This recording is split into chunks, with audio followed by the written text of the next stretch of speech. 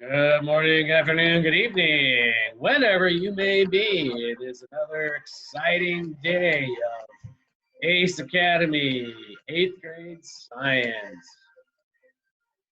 I hope your break went as well as mine did. I certainly slept in and spent a lot of time doing the things I wanted to do, so I hope you guys did as well.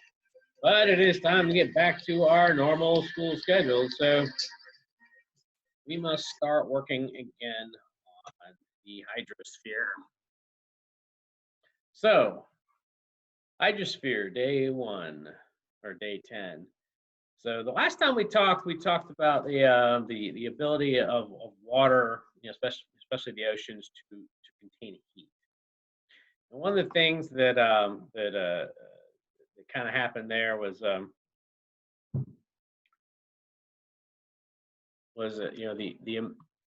water's ability to contain heat leads it to be able to do so much for our weather. It's amazing. So then we go, all right, so what happens with, why is that important to us? Well, number one, not save. Go away.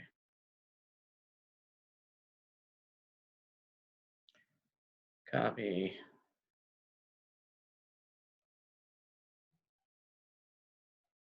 So one of the things it does is it allows us to, the water absorbs all this heat energy from the sun and the atmosphere. It allows it to then spread that energy out across the planet. So I can explain how the oceans affect the climate. There's our I can statement for the day. So how the oceans affect the climate? Well, they take this heat energy from the tropics and the areas where the sun hits the earth, the longest and the most because of the way the earth is shaped and the tilts, and then moves that heat energy through the form of currents into different places around the earth. So one way that water is circulated around the planet is by currents. Some are fairly well. The Gulf Stream is one of the most well-known ocean currents. The Gulf Stream starts with water heated up by the tropical sun in the Gulf of Mexico, down here. And then it travels around the tip of Florida and up the East Coast, separating from the continental U.S. at the Outer Banks, North Carolina. So warm water down here, the equator's down here, right here, basically right here at the picture cutoff. And then the Tropic of Cancer, that's the first, the tropics, as you refer to them, is this area down here.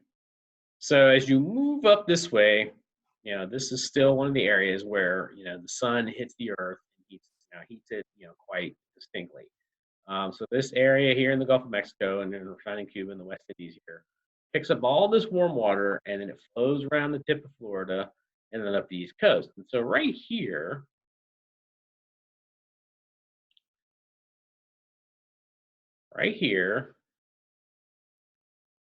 that's the North Carolina Outer Banks right there. So that's where the Gulf Stream comes up the coast, hits, basically runs back into the Outer Banks, and then turns out and wanders out this way. And then it goes across the Atlantic Ocean here up to the British Isles. So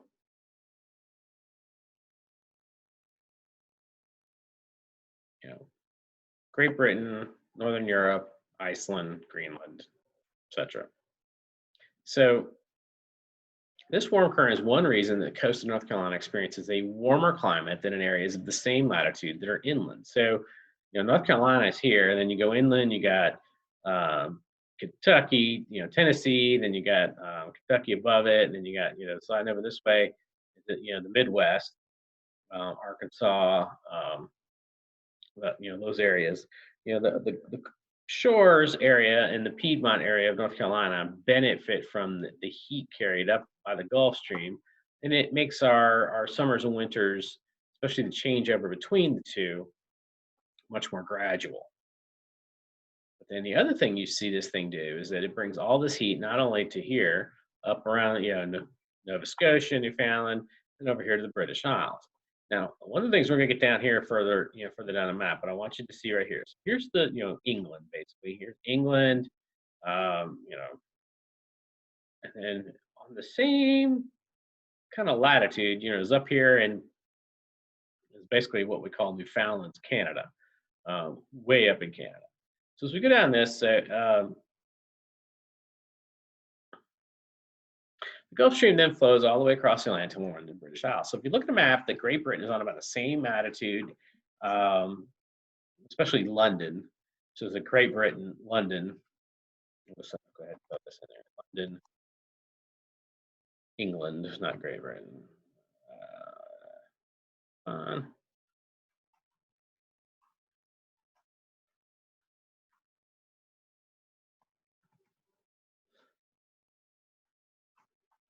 It's on about the same latitude as Mary's Harbor, Canada. So we look at London. London's about right here. And then if you come straight across, we're running a place over here called Mary's Harbor, Canada. Mary's Harbor in January, the average low is 3.6 degrees Fahrenheit, and the average high is 15.8 degrees Fahrenheit. Remember, freezing is 32 Fahrenheit. So, their average high is 15, 25, 17 degrees below, freezing. In London, for the same month, the average low is 36.1 degrees Fahrenheit. The average high is 46.6 degrees. Same latitude, they get the same sun energy right through here between this place and this place. So the sun hits it the same amount. They get the same amount of solar radiation, and that's where most of our heat comes from, especially we're talking weather heat. It's from the sun.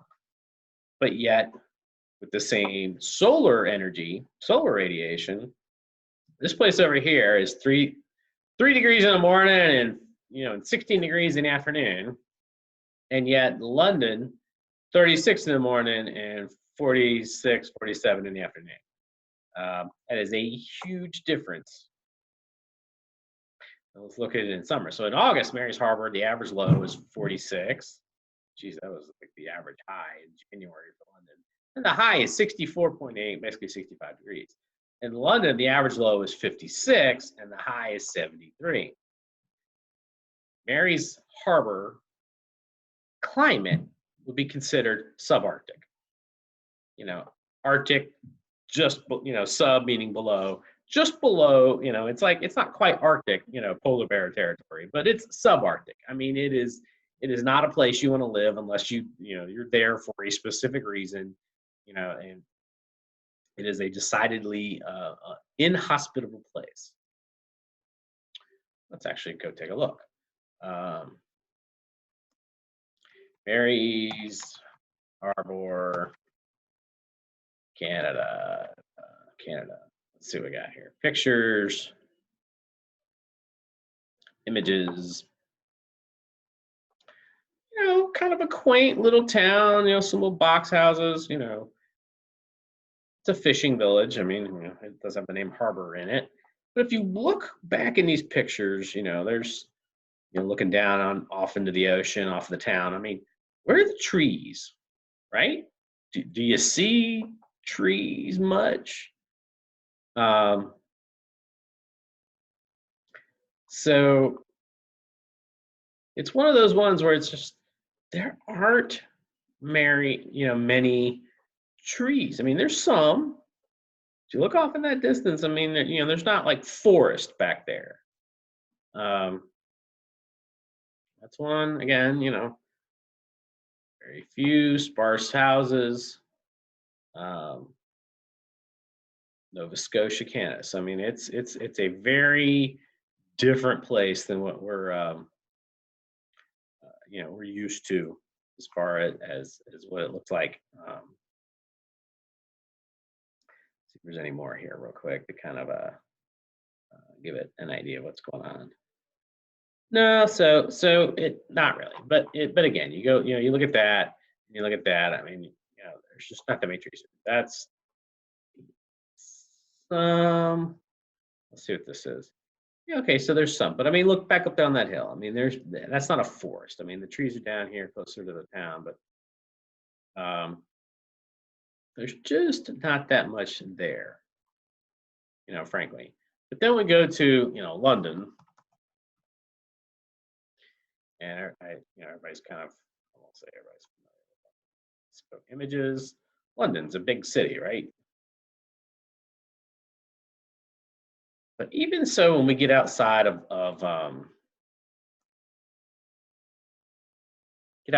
London, uh, I'll go to Google Maps real quick, and let's go to London.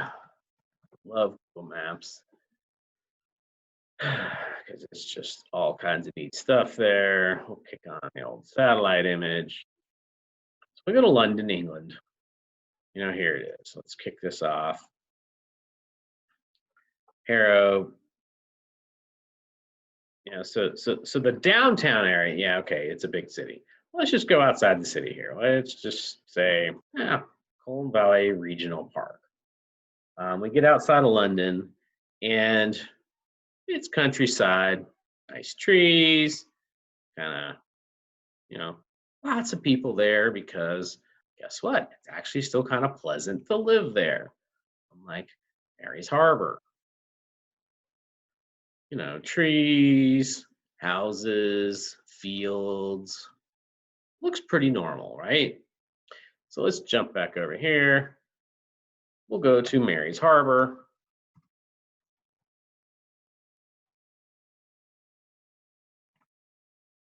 And let's see, Newfoundland, yeah, there it is, NL, Canada. Now let's go here. Here's Mary's Harbor. Let's zoom in on Mary's Harbor, zoom in on Mary's Harbor. Now, obviously, the photography here is not quite as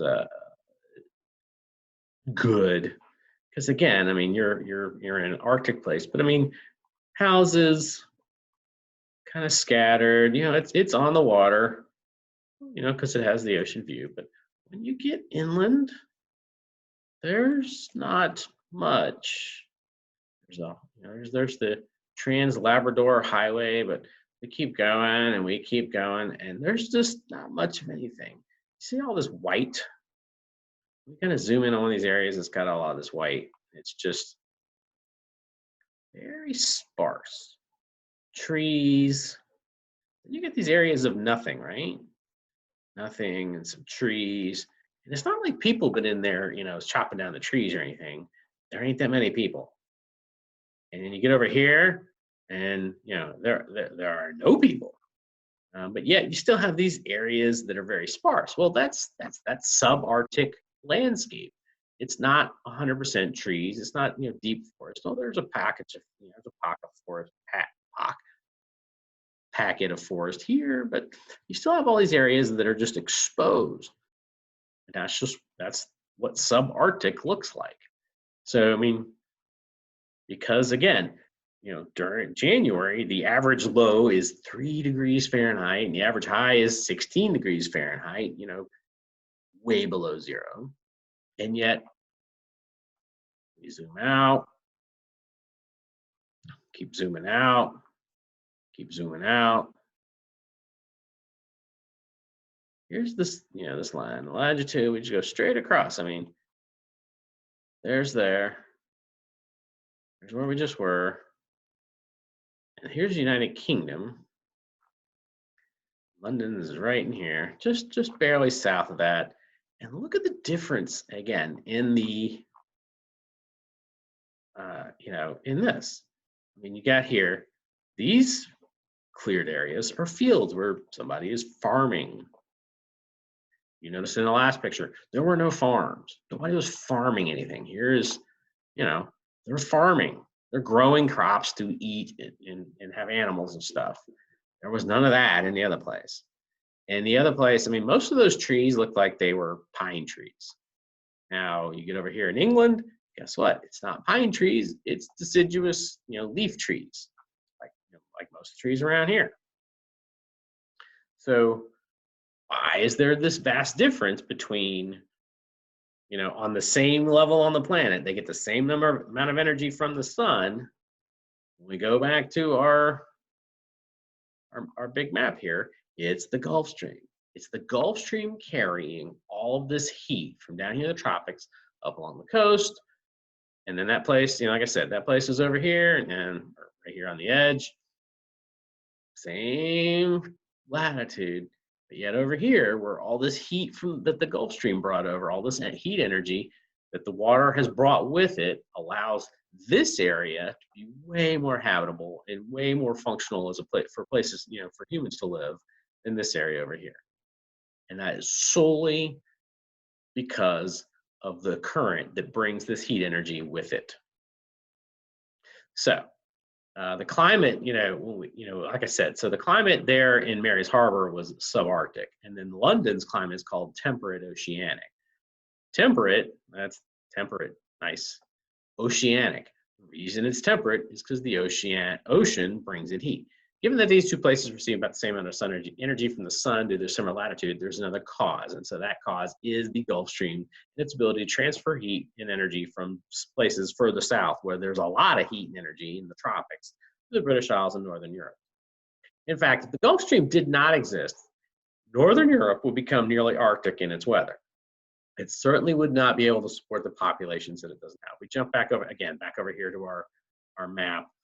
We're still in England here as we zoom out a little bit. And so again, you flip to this map, and again you see the British Isles, that heat branching over here to Europe.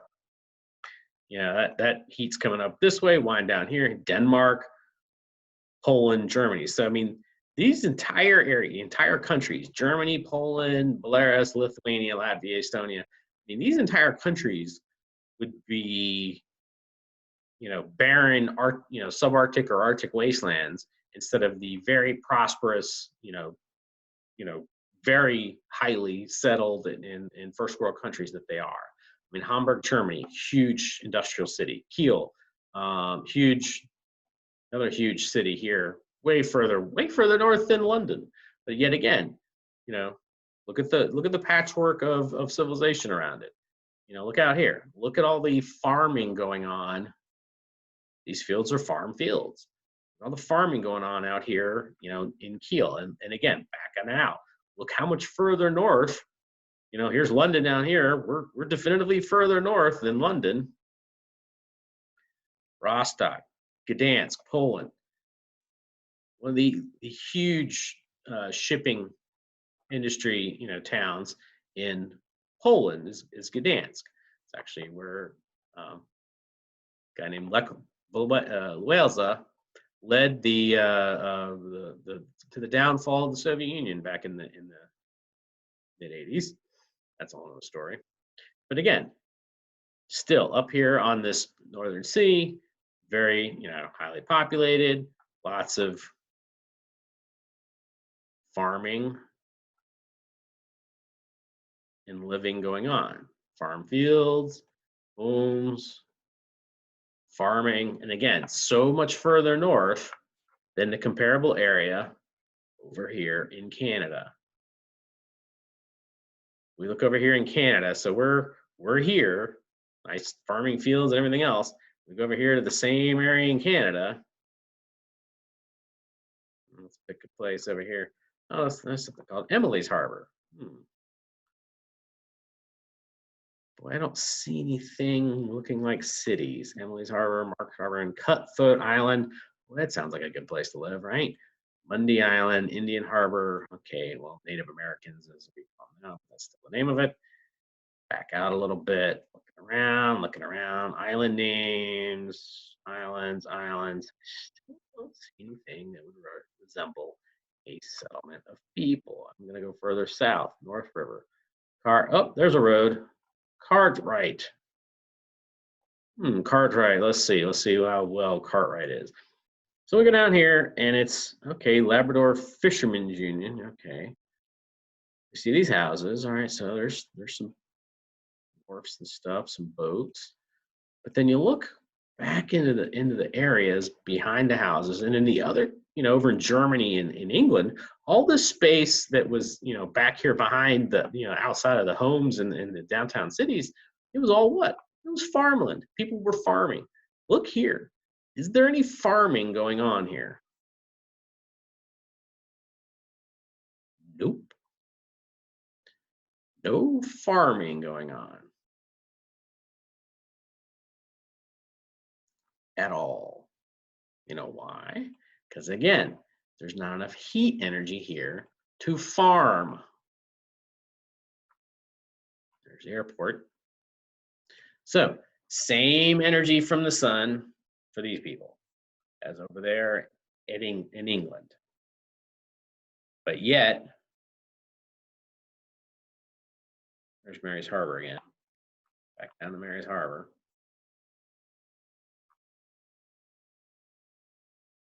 Here's your houses and stuff. But remember, over in Europe, when you got away from where the houses were, there was farming.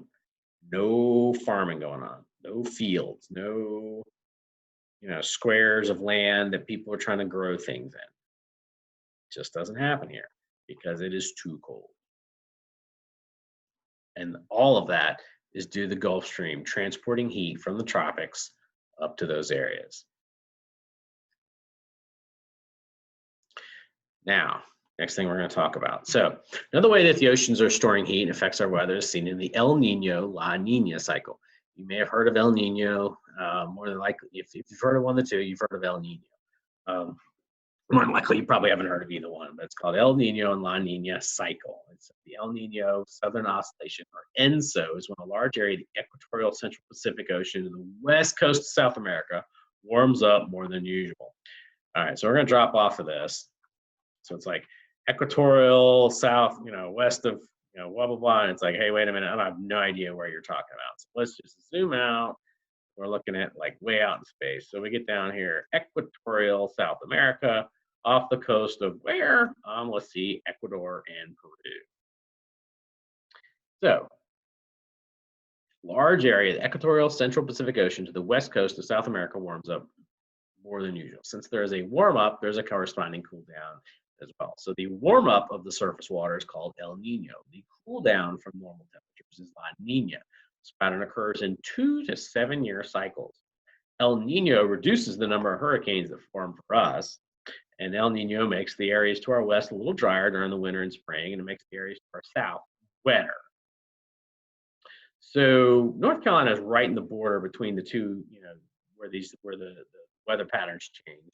So depending on how severe it is whether we get the drier side from west of us or the wetter side from the south of us, and so that's that's how it affects our conditions. So, but again, that area we're talking about the coast, the coast of the Pacific Ocean out in here. And you're like, hey, wait a minute, how does ocean temperatures down here affect our weather? Because here's there's the Outer Banks, here's the coast of North Carolina right up here. So how does weather, especially ocean conditions, heat, on the surface of the ocean affect, our weather up here? Well, let's get into that a little bit. So, and we go down, it says the La Nina, flips the conditions, more hurricanes and normal, wetter and warmer than where we are, west and drier to our south. Both of these conditions existed for as long as continents have been in their current arrangements. The first noticed recorded history was the late 1800s for the El Nino. El Nino, the reason, El Nino means the baby, the boy, the baby. El Nino events are candidates for the demise of the Moche and the other pre-Columbian Peruvian civilizations. It's also been, and El Nino has been connected to the famine in Europe that triggered the French Revolution. So, I mean, this change in surface temperature affects globally weather patterns to the point where, I mean, again, we're talking water here affected this country, made a famine over here. Here's France. Water temperature here changes, and we get a famine over here. So, I mean, that is, quite the interesting effect that this has. So, if we, keep going down through here, so it says it's the 1876-1877 El Nino caused a famine in China that killed 13 million people. Not a small number. Again, water conditions here killed people here. Famine in China. Here, all the way across the entire Pacific Ocean to China, which, we have a lot of information about China lately, haven't we? Anyway, all of this is caused by an average increase or decrease in La Nina's case of 1 degree Celsius from average. 1 degree. Change the average surface temperature of that area of the Pacific by 1 degree, and we get these huge weather changes across almost the entire globe. That's how much heat the ocean absorbs and stores. 1 degree surface temperature, just the surface temperature of the water. They measure, it's pretty easy to measure, but surface temperature, okay. But you change it by 1 degree, and that's the average, not just in one spot, but I mean the average across the entire area. You change it by 1 degree, and it literally changes the weather around the world. I mean, that is, let's see, El Nino surface map. Check this out real quick. Images. So remember, that's that area, West Coast. So that's that red area right there. So the area of the ocean where we're talking about is that right there. And so that's the area, by changing 1 degree has such a massive effect on the weather around the world. And that just, again, goes to show you how much energy in the form of heat that the oceans can store. And when they store that heat, then the currents flow, there's currents in every ocean, move that heat around. And by moving that heat around, it affects the weather all over the planet. So now the last thing we're going to kind of talk about here is called the North Atlantic Oscillations. Another weather pattern that affects large parts of the globe is the North Atlantic Oscillation. The North Atlantic Oscillation is fluctuations of atmospheric pressure between the Icelandic low and the Azores high. Controls the strength and direction of the westerly winds and storm tracks across the North Atlantic. Well, it's like, wait a minute, how does this have anything to deal with like the water heat? Well, when you talk about how water flows, what forms these currents? Well, it is the winds, and the rotation of the earth.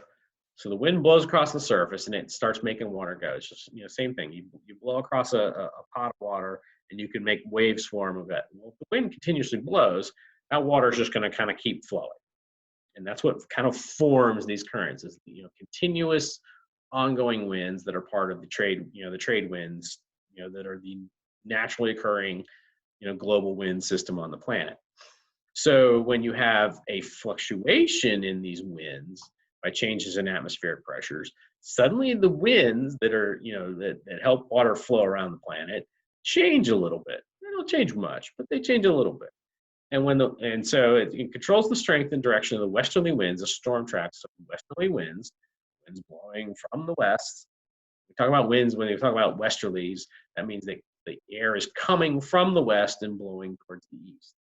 So that's one of the things you got to remember. So when you have westerlies, the wind is blowing from the west. You have easterlies, the wind is blowing from the east. So when the westerlies are strong, summers are cool, winters are mild, and rain is frequent. When the westerlies are suppressed, and again, that North Atlantic Oscillation, so it talks about atmospheric pressure changes. So when the westerlies are suppressed, the winter and summer temps are more extreme and rainfall is reduced. So, and that's going into Europe. So now, but again, comes back down to moving heat around. So we change the wind, change the pattern of the heat moving. So it changes the pattern of the wind blowing, which, blows, that current a little further north, a little further south, and it has a change on the atmospheric effects. So again, in review, so I can explain how the oceans affect climate. So how would you say the oceans affect climate? The oceans affect the climate by moving heat energy around with currents. The Gulf Stream being, especially for us here in North Carolina, being the huge one. For those of you, for anybody that's ever thought, heard about Europe and thought about, hey, I'd like to go to Paris. Hey, I'd like to go to visit some of these things over there. England, Big Ben in London. I mean, the only reason those places are even habitable is because the Gulf Stream brings all that heat energy from down here in the tropics over there to Northern Europe and the English and the British Isles. It makes those places habitable. Whereas the same, areas over here in North America are subarctic, basically uninhabitable except for people who are really, really, really dedicated to sitting there and catching fish. So, gonna end up that today. Hope you guys enjoyed watching this video. Remember to subscribe to my channel, like the video, and leave a "Hey, I was here" in the comments, because remember, that's how we're taking attendance these days. So, catch up with you guys later. Until we meet again for another version of Ace Academy 8th grade science.